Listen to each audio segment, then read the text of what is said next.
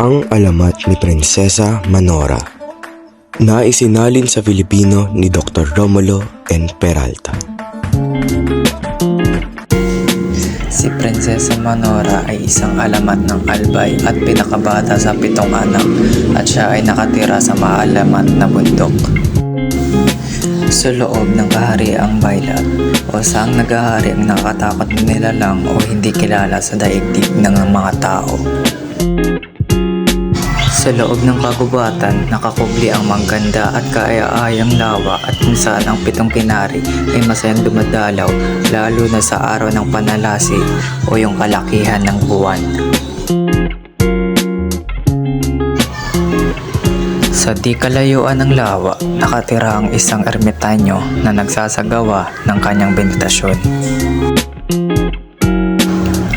Isang araw, napadako ang isang binata habang naglalakbay sa kagubatan ng himapan.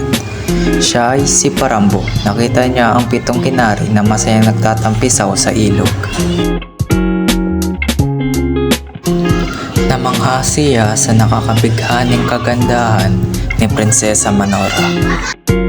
Naisip niya na kung mahuhuli ang prinsesa, dadalhin niya ito kay Prinsipe Sutong, ang anak ng Haring Patriciabong. Alam ni Prangon na may ermitanyong nakatira sa kagubatan. Pinuntahan niya ito upang magpatulong sa kanyang balak.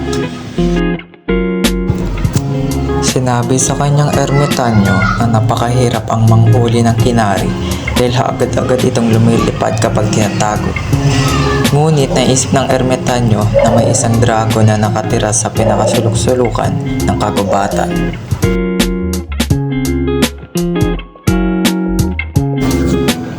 Hindi natuwa ang dragon nang marinig ang balak ni Prangon, ngunit napapayo niya itong bigay niya ng makapangyarihan na lubid na siyang ipanghuli kay Prinsesa Manora. Nagpasalamat ang binata at patakbong umalis na dala-dala ang makapangyarihang lupit at patagong tinuro ang ilog kung saan naglalaro ang mga kinari. Habang abala sa paglalaro ang mga kinari, hinihagis ni Prangon ang lubid at tagumpay na nahuli si Prinsesa Manora. Ganun na lamang ang pagkaawa ng ibang prinsesa, ngunit sila'y walang nagawa kundi lumipad dahil sa takot.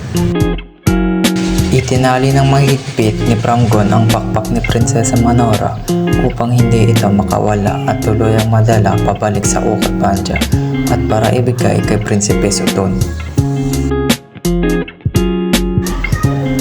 Naglalakbay sakay ng kabayo papunta sa kagubatan.